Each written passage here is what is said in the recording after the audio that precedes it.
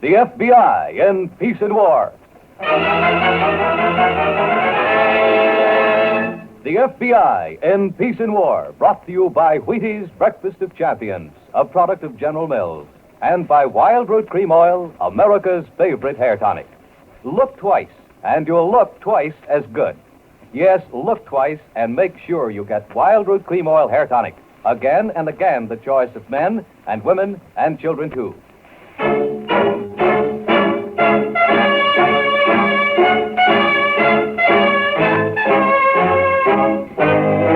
Transcribed, another great story based on Frederick L. Collins' copyrighted book, The F.B.I. in Peace and War.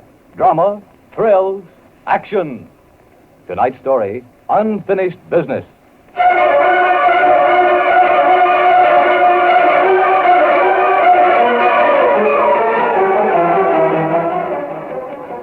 So you want police protection, is that it, Ruby? Yeah, that's it. Why didn't you go directly to the police? Joe said if I was ever in trouble, I should come to you first. He said you'd know what to do. I see. You got to get me out of this spot, Mr. Martin. I can't sleep. I can't eat. I can't sit still a minute as long as that guy's on the loose. You think he might try to harm you? After what I did, he'd just as soon kill me, I know. What did you do? It's none of your business. All right, if that's the way you feel. No, wait. I didn't mean that. I'm just so jumpy and nervous, I just meant... Look, Ruby, if you want me to help you, I've got to ask questions. Yeah, I know, Mr. Martin. I'm sorry. How about a cigarette? Yeah, I'd like one. Right? Thanks. All right. Now, let's have the whole thing right from the beginning. Well... Everything, Ruby. No matter what you did. Pretty crummy. But it wasn't all my fault. At first I thought... Just tell me what happened. All right. You know about Eddie Jackson. Yes. Well, I didn't. Not at first. All I knew was what Joe told me. He called me up to the club one night, Club 15. That's where I was working. He said there's somebody coming over tonight, and his name is Eddie Jackson. I want you to take care of him. Check your hat, sir. Huh? Your hat, sir. Oh, yeah, sure. Here, I sister. Thank you, sir. That's okay, honey. Thank you. Here you are, sir. Your check. Oh, yeah, check. My mistake. I sort of forgot about things like this. I've been away for a while. Yeah? Yeah, quite a while. Good evening, sir. Hello? You have a reservation, sir? Well, I... We are very full, sir, if you have no reservation. Well, I was supposed to meet Joe Ryan here. He said Mr. Ryan, of course, sir. I'm so sorry. You are Mr. Eddie Jackson, correct?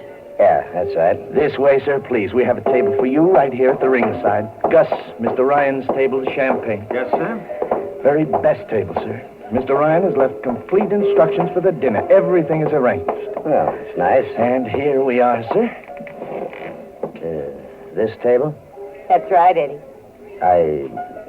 Leon, Yes, Miss Ruby. 2 martinis and then we'll have dinner. Very good, Miss. 2 martinis. Sit down, Eddie.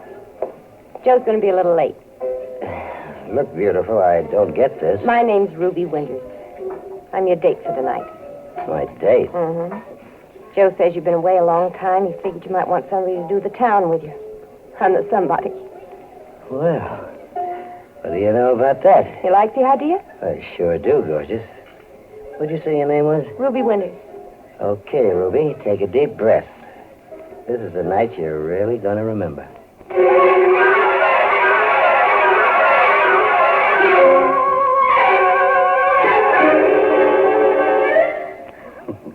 He was right, huh? Well, if I don't remember last night, my feet will, believe me. He hit every spot in town. And out of it. He even hired a cab to go gambling in Jersey. What did he say about me not showing up? Listen, after the 3rd drink, he didn't even know you were living. Did he know you were living? Well, he didn't act like it was repulsive. That's what I thought. Joe, when are you going to let me in on this deal? In a minute, baby. He really gave you a whirl, huh? You'd think the guy hadn't seen a night spot in 50 years. Where's he been, Africa? No, Atlanta. Just got out of the federal pen. What? Yeah, he was serving 6 years for armed robbery. Well, you certainly got your nerve teaming me up with a jailbird. Now, relax. Relax? You telling me he was a business partner, telling me to give him the lovey-dovey routine. Ruby, there's $100,000 in this. What? 100 G's, cash, folding money. He's got it, and I want it. Eddie? That little guy, he's got... Yeah, that little guy. He's got. Where would he get $100,000? I gave it to him. Huh? 6 years ago, I gave him $100,000 cash to take the rap from me on a bank job. Joe, you're kidding. I wish I was. Well, you never told me. It was before I met you. Me and the boys stuck up the Farmington National Bank. We got $200,000 out of it. The cops caught up with me, so I paid Eddie to sign a confession that he did it. He served your term. Yeah, 6 years. Plus 6 months good behavior. You paid in advance? Sure, that was the deal. He's got every dime of that dough salted away someplace. Where? That's what you've got to find out. Oh, I see. Won't be hard for a girl with your talent. Thanks. And look, what belongs to me belongs to you. 100,000 for the two of us. What do you say, Ruby? What do you think I say? Okay, baby. Go to work on it.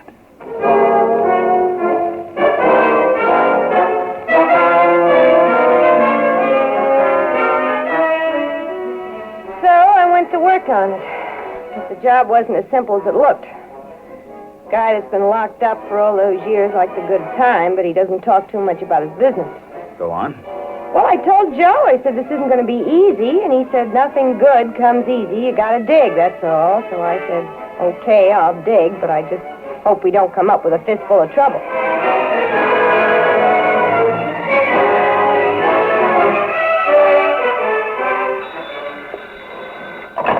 Federal Bureau of Investigation, Mr. Shepard's desk.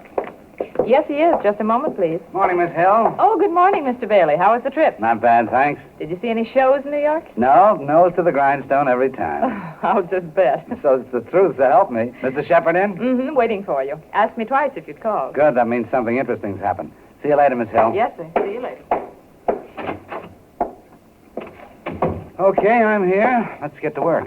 Well, at least take your coat off. All right, but Miss Hill said you were asking for me. You heard from Florida? Uh-huh. Well, come on. I will, but just briefly, how did you and the New York office make out? Briefly, we got no place. No? We tailed Eddie Jackson in 8-hour shifts for 6 days. All he did in that time was make a tour of every restaurant, theater, and night spot in town with a girl named Ruby Winters. Hitting the high spots, huh? That's all. But he spent money freely. That's putting it mildly. He threw the stuff away. Uh-huh. He just got out of prison a month ago. Oh, he has money somewhere. There's no doubt about that. Plenty of money. Now, what about Florida? Well, the Miami office followed that lead. There may be some truth in the tip that Jackson was working in a Palm Beach gambling joint on the night of the Farmington Bank holdup. Well, I said there may be. Miami's going to continue checking. But if Jackson was in Palm Beach... Why did he sign a confession to the robbery? You tell me. He was taking the rap for somebody else. Could be. Could be. It probably is. Just as you said, look at the money he's throwing around. Sure, but that might be the money he got from the bank holdup. Or from someone who paid him to say he did the holdup. Uh-huh. A whole flock of could-bes. I'll say. So where do we go from here? Well, our job has been and will continue to be the location of that money. $200,000 was taken from that bank. What did Jackson say about the money in his confession? Oh, the usual. He said he lost it on the races before he was picked up. So? So we'll have to put together all those could-bes and maybes and possibly come up with something. In the meantime... In the meantime, we keep a 24-hour surveillance on Eddie Jackson. Right. 24-hour surveillance and see what happens.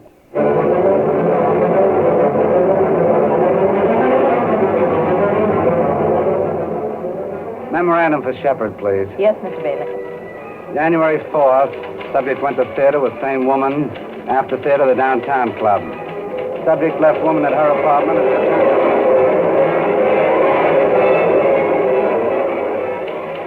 January 6th, subject spent afternoon shopping with same woman. Checkup with stores shows over $700 spent on clothes and jewelry. Subject went to dinner with woman, then returned.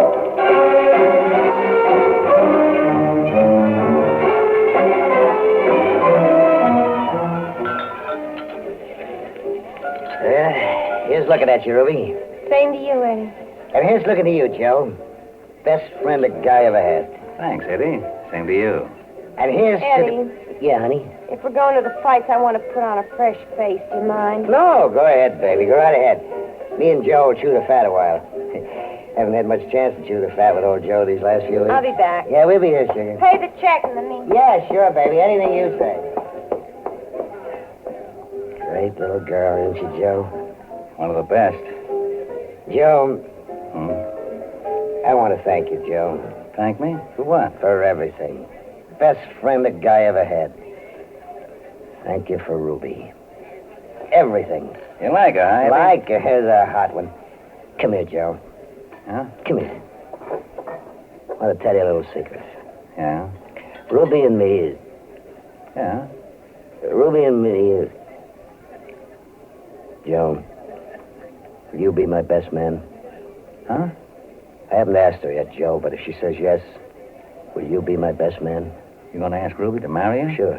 What's the matter with that? Nothing, Eddie. Nothing at all. You think it's a bad idea? Of course not, Eddie. I think it's the best idea I ever heard. You think she'll take me, huh? You bet I do, Eddie. If I know Ruby, she'll take you.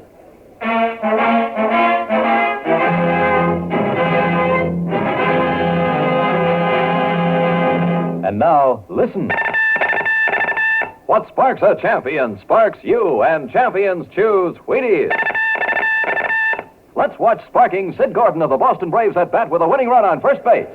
Gordon's up there now, determined to keep the rally alive. Might be a hit-and-run play. It is. There goes the runner, and Gordon hits a whistling liner between first and second. Here comes the run in. Oh, Gordon rounds first. He's trying for second. There's a good throw from right field. It might nail him. Sid slides. A big cloud of dust. We'll see. Yes, sir. He's safe. A perfectly executed hit-and-run play by clutch hitter Sid Gordon. A Wheaties man, too, this great champion. And remember, what sparks a champion sparks you. Got a tough job tomorrow? Then remember this outstanding food fact.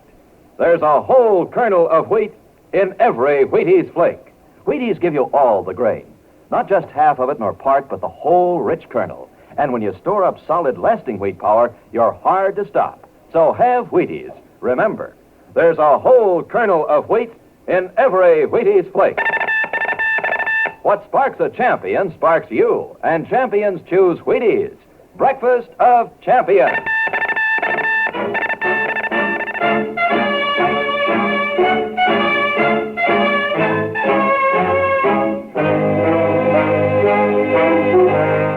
And now, back to the F.B.I. in Peace and War. And tonight's story, Unfinished Business.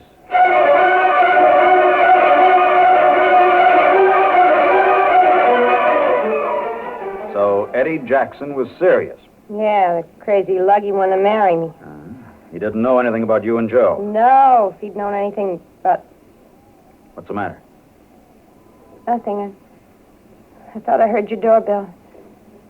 You wouldn't let anybody in here without seeing who it was, would you? Nobody can get by the doorman, Ruby. I have permanent orders on that. Okay, I'm kind of nervous. I understand, but you're safe up here. Would you like a drink? Yeah, maybe that would help. All right, I'll fix one for both of us. Now, you keep talking. Well, Eddie Jackson wanted to marry you. yeah. What did Joe do about that? What did Joe do? You know him, he started figuring the angles. The more he figured, the better it looked. And the better it looked, the more I got sore at the whole shaky setup. It's perfect, Ruby. It just can't miss. Go on, enjoy yourself. Knock yourself out for good. Oh, baby, I gotta admit it's kind of funny. You set out to give the guy the business, and it ends up he wants to marry What's you. so funny about that? You don't see it? No. Okay, skip it. Never mind, skip it. I'm getting sick and tired of this business. Now, look, relax. It won't be much longer. Never should have let you talk me into this in the first place. Not much longer, I guarantee. Look. The guy proposes marriage. There's got to be a honeymoon, right? There's a honeymoon. He's going to take plenty of dough along. Now you'll find out where he keeps it for sure. Listen, if you think I'm going to marry this joker... Who says you're going to marry him? You just let him think you are. You can talk. You don't have to be with him 24 hours a day. What's the matter? He's showing you time, isn't he? You know what I mean. You and I hardly see each other anymore. $100,000, baby. We'll see each other plenty once we get our hands on that. You mean it? I'm telling you, you play this thing along, and before you know it, we're on our way to the coast with money to burn. All right, Joe. But if Eddie ever got wise to this setup... Oh, forget it. He doesn't know a thing. Right now, he's out shopping for a wedding ring. Yeah? Sure, he called me up this morning, wanted my advice. Should he get plain gold or a diamond band? No kidding. Uh-huh. And I said, diamonds, Eddie, all the way around. For a girl like Ruby, nothing but the best. That's what I said.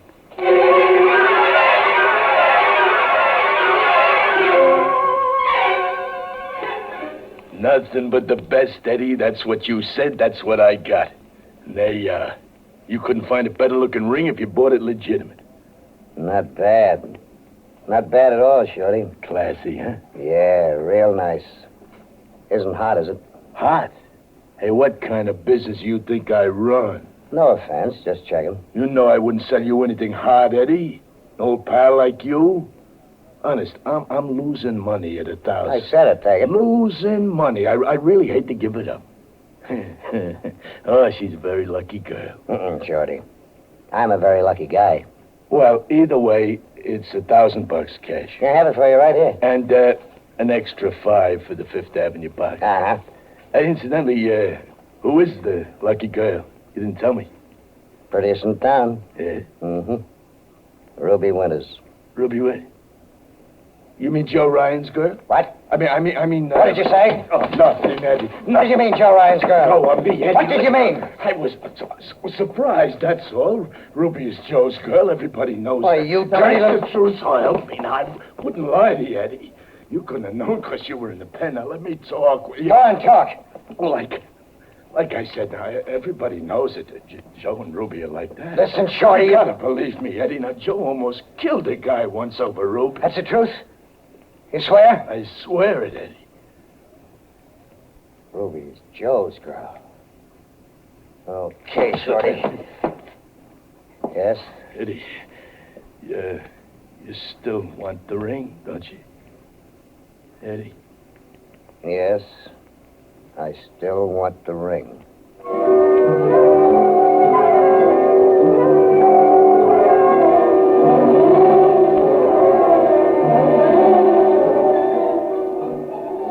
Then he called me up and said he had a surprise he wanted to show me.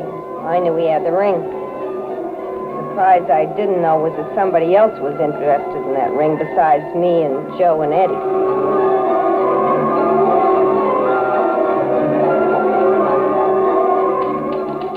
Memo to Shepard. Surveillance of Eddie Jackson, January 10th. Followed well-known fence, Shorty Zeller, to Jackson's room. Zeller left room in half hour, counting large sum of cash. Jackson later went to dinner.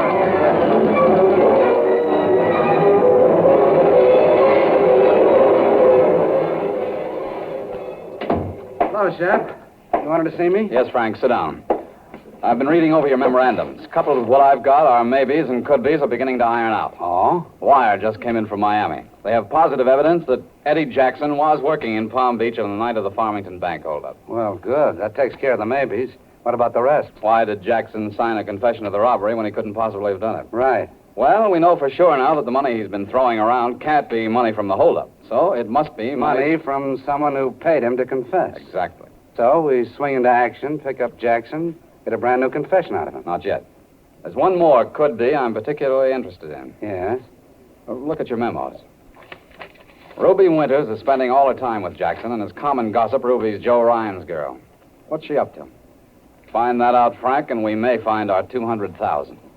Find out what Ruby's up to, and then we'll swing into action.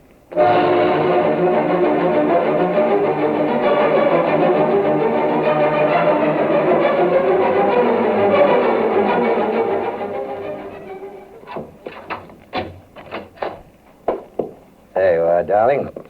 Thanks, Eddie. You're coming in, aren't you? Well, it's pretty late. We got a big day tomorrow. Just walk me upstairs. Big day is right. Whoever thought when we met that first night, you and me'd be getting married? Nobody. Least of all me. Yeah? Sure. I couldn't imagine a pretty thing like you not being all tied up. Oh, go on. No, I mean it.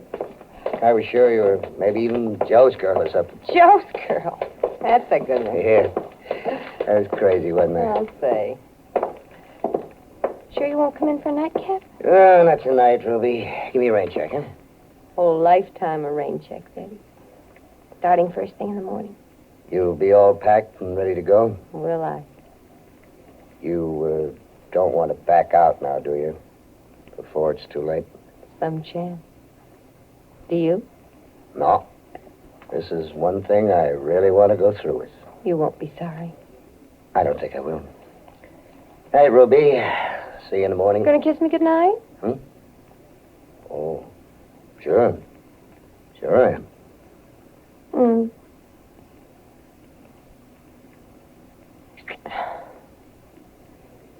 Good night, darling. Hi, Ruby. Get a good sleep? Don't worry, I will. Night, Eddie.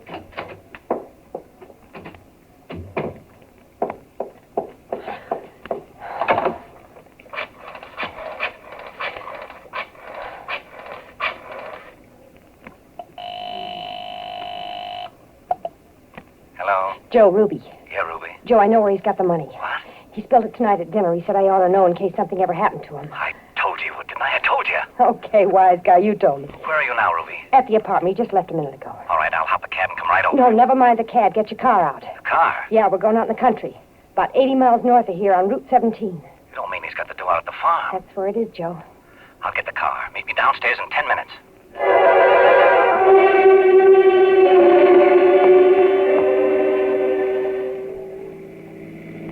So he had the dough at the farm. Who would have figured that? How much further is it, Joe? Any minute now. Just off one of these dirt roads, but it's been so long since I was up There here. couldn't be anybody there. Nah, nothing but the mice. It's an old rundown shack. Me and the boys bought it 10 years ago. That's how Eddie knew about it? Yeah, when he was working for me. Oh, here we are. I remember that no trespassing sign. Joe, Yeah? what's Eddie going to do when he finds out the dough's gone? What can he do? He ever knew that you and me... Sure, he'd finish the both of us. Okay. There's a flashlight in that glove compartment. All right. Here. All right, come on.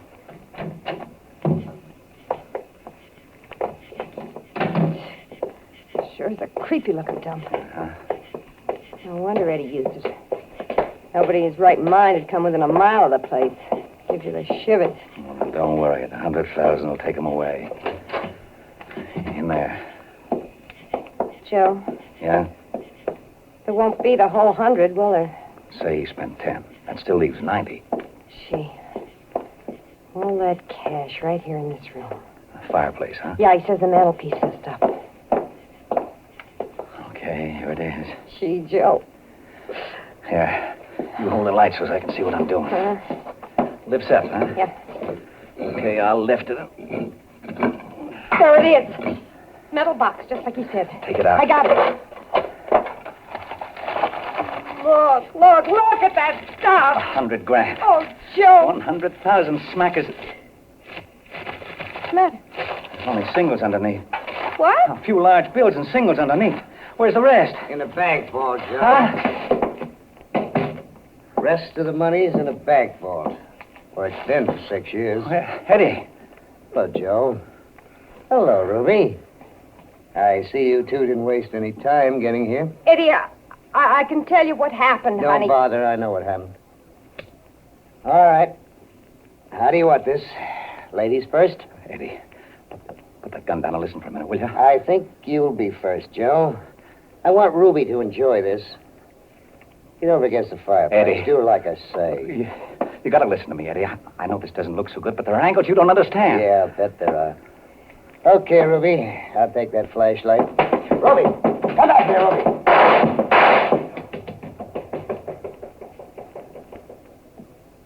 Okay. Let her go. Her turn will come later. Joe? All right, Joe. Go ahead and make your run. You'll never get out of this room alive. Go ahead, Joe. Try it.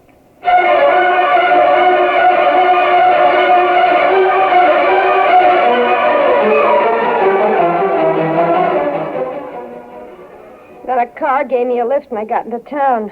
I bought a paper right away, but there wasn't anything in it about a shooting. I didn't know what to do with Eddie on the loose. So you came here? Yeah. Listen, Mr. Martin. What's that, front door? Yes. And I gave strict orders not to let anybody up here. Don't let him in. He'll kill me. Don't let him in. Be quiet, please. You're getting unnecessarily upset. Mr. Martin, don't open it, please. Stop acting like a little fool. Eddie! Don't let him in. He'll kill me, Mr. Martin. Ah, dry up, Ruby. Nobody wants you but the cops. Well, Martin, these guys are from the F.B.I. Picked me up out at the farm. Joe's downstairs in their car. All right, Miss Winters, come along, please. What is this? These Boy Scouts were tailing me all the time, Ruby. Don't worry. They can't keep me in the pen forever. When I come out, sweetheart, you and me have got some unfinished business.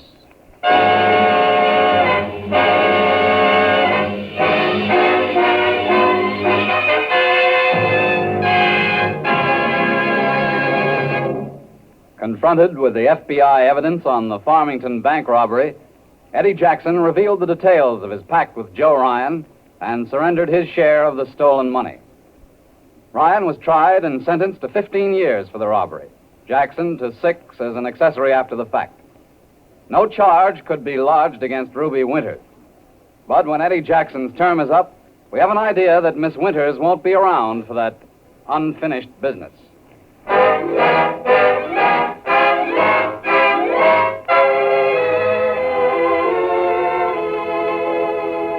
Folks, you've heard me say on this program that wild root cream oil contains lanolin. Well, I'd like to tell you just why lanolin is used in wild root cream oil. You see, lanolin is a soothing oil that very closely resembles the natural oil of your own skin. And that means that wild root cream oil works right into your skin. That's why it grooms your hair so naturally. Yes, wild root cream oil penetrates and spreads without ever giving your hair that gooey plastered down look. Keeps hair in place the whole day long, too.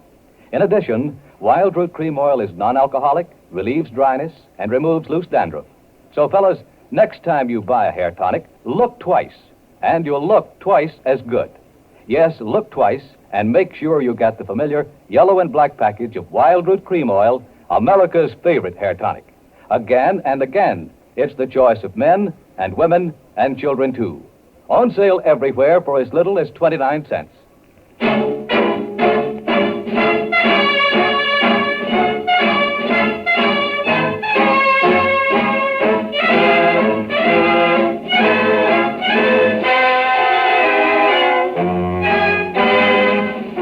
All names and characters used in this partly transcribed program are fictitious. Any similarity to persons living or dead is purely coincidental.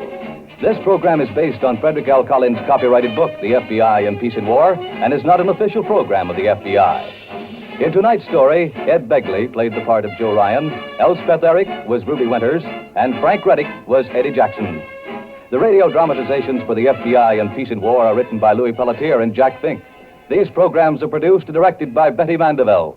And now, this is Hugh Holder saying good night for Wild Root Cream Oil, America's favorite hair tonic, and for General Mills, makers of Wheaties. Remember, what sparks a champion sparks you, and champions choose Wheaties. Wheaties, breakfast of champions.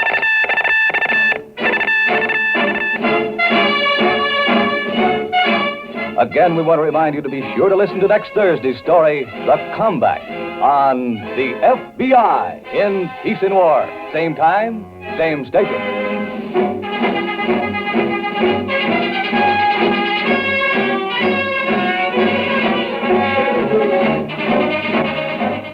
This is the CBS Radio Network.